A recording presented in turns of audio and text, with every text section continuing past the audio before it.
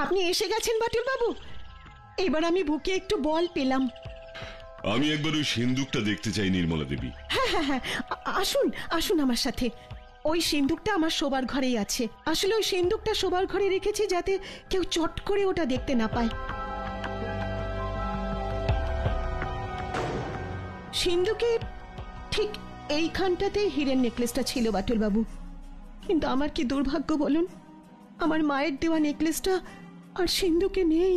I see. আচ্ছা নির্মলা দেবী, রাতে এই ঘরের জানালাটা বন্ধই ছিল তাই তো? হ্যাঁ, এই ঘরের জানলা আমি রাতে বন্ধ করেই তো শুই, আর ওই দরজাটাও বন্ধই থাকে। স্ট্রেঞ্জ। তাহলে চোর ঢুকলো কিভাবে? সেটা তো আমারও প্রশ্ন বাটুল বাবু। আচ্ছা নির্মলা দেবী, আপনার এই ঘরের পাশের ঘরটায় কে থাকে? এই ঘরে আমি আর আমার স্বামী থাকি, আর এর পাশের ঘরে থাকে আমার মেয়ে রুমকি, আর তার পাশের ঘরটাতে থাকে আমার ছেলে চন্দন। আপনার স্বামী অসীম বাবু এখন কোথায়? ওনাকে তো দেখছি না। আমার দুঃখের কথা আর কি বলবো বাটুল বাবু। অসীম সেই যে সকালবেলা অফিসে বেরিয়ে যায় আর রাতের বেলা আসে। জানেন, এত কাজ করেও 3 মাসের মাইনে পায়নি। সংসারের অবস্থা খুবই খারাপ বাটুল বাবু। আর তার মধ্যে আবার গোদের ওপর বিষ ফোড়ার মতন হলো এই নেকলেস চুরির ঘটনাটা। কোথায় যাব, কি করব, আমি কিচ্ছু বুঝতে পারছি না। আর আপনার ছেলে চন্দন, ও কি এখন বাড়ি আছে? থাকতে পারে, আবার নাও থাকতে পারে, ওর কোনো ঠিক নেই। সারাদিন রাত একটাই স্বপ্ন দেখে যাচ্ছে, কি করে বড় বিজনেসম্যান হতে পারবে। আসলে খুব বড় করে একটা ব্যবসা করার চন্দনের খুব ইচ্ছে, কিন্তু তার জন্য যে অনেক টাকার দরকার। এখন আমরা অত টাকা পাবো কোথায় বলুন তো?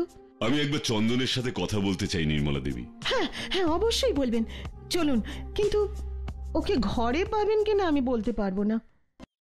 চন্দন, চন্দন, দরজাটা খোল, দেখ কে এসেছেন তোর সাথে দেখা করতে। যেই আসুক মা, এখন দরজা খুলতে পারছি না, একটা জরুরি কাজ করছি। দরজাটা খোল চন্দন, খোল না দরজাটা। ওহ ওহ, কি হয়েছেটা কি মা? এত ডিস্টার্ব করছো কেন? এ কি বাটুল বাবু, আপনি আমাদের বাড়িতে হঠাৎ? কি ব্যাপার মা, সত্যি করে বলো তো, বাটুল বাবু আমার সাথে কেন দেখা করতে এসেছেন? ও বুঝেছি, তোমাদের ওই হীরের নেকলেসটা চুরি হয়ে গেছে বলে তুমি বাটুল বাবুকে খবর দিয়েছো। হ্যাঁ দিয়েছি তো, কি হয়েছে? ও তুমি বুঝবে না মা, তুমি বলেছো আর বাটুল বাবু আমাকে সন্দেহ করে জিজ্ঞাসাবাদ করতে এসেছেন, তাই তো বাটুল বাবু? আমি কি কিছু ভুল বললাম?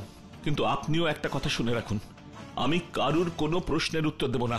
শুনেছো মা, আমি কারুর কোনো প্রশ্নের উত্তর দেব না, কারণ আমি কোনো নেকলেস চুরি করিনি। চুরি না করলে প্রশ্নের উত্তর দিতে ভয় পাচ্ছ কেন চন্দন? ভয় পাচ্ছি না বাটুল বাবু, আসলে আপনার প্রশ্নের উত্তর দেবার মতন আমার সময় নেই। প্লিজ প্লিজ আপনি আমাকে ক্ষমা করবেন, আমার অনেক কাজ পড়ে আছে।